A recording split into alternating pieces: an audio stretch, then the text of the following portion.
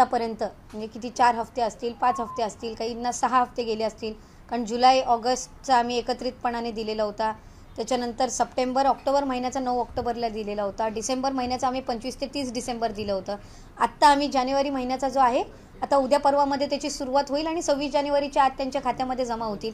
त्याच्यामुळे कुठंही आम्ही आत्तापर्यंत कुठलाही लाभ हा रिफंड किंवा परत कुठल्याही अकाउंटमधनं घेतलेला नाही आहे. याची आपल्या माध्यमातून मला निश्चितपणाने राज्यातील सर्व माता भगिनींना, लाडक्या बहिणीच्या लाभार्थ्यांना मला त्या ठिकाणी सांगायचं आहे. आणि या संदर्भामध्ये कुठलाही अशा पद्धतीचा निर्णय विभाग किंवा सरकारने घेतलेला नाही आहे. त्यामुळे जे काही या संदर्भातला संभ्रम तयार करण्यात येतो आहे त्यामध्ये अजिबातही माझ्या कुठल्याही लाडकी बहिणीच्या लाभार्थ्यांनी त्या संभ्रमाला बळी पडू नये. आम्ही कोणाचाही लाभ आत्तापर्यंत परत घेतलेला नाही आहे. त्या संदर्भातला कुठलाही निर्णय हा विभाग किंवा शासन स्तरावर झालेला नाही आहे.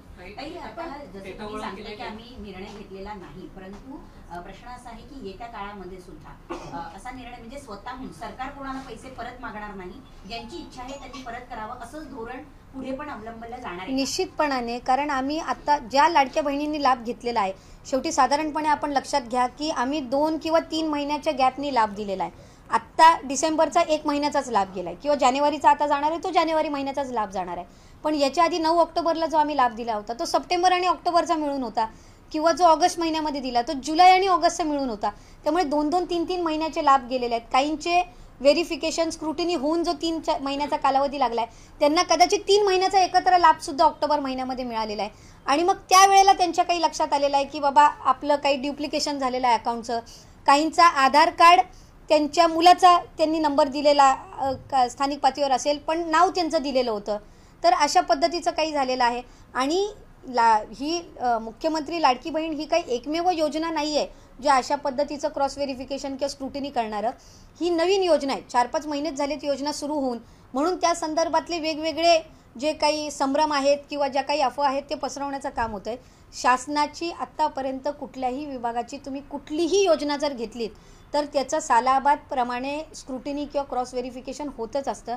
तुम्ही संजय गांधी निराधार योजना जर घेतली तर त्याचंसुद्धा वर्षातून एकदा त्याचं क्रॉस व्हेरिफिकेशन होत असतं.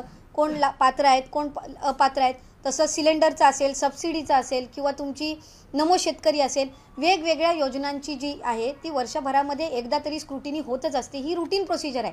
ही काही जगावेगळी किंवा प्रचलित नसणारी किंवा नवीन आणलेली काही ही प्रक्रिया नाही आहे. योजना नवीन असल्यामुळे हे पहिलंच वर्ष असल्यामुळे त्या संदर्भातला संभ्रम हा निर्माण करण्यात येतोय.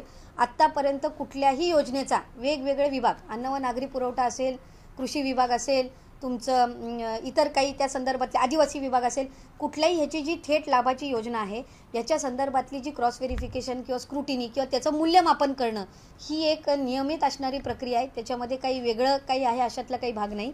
आत्ता 1च वर्ष अजून पूर्ण पण नाही झालेला योजना आणून.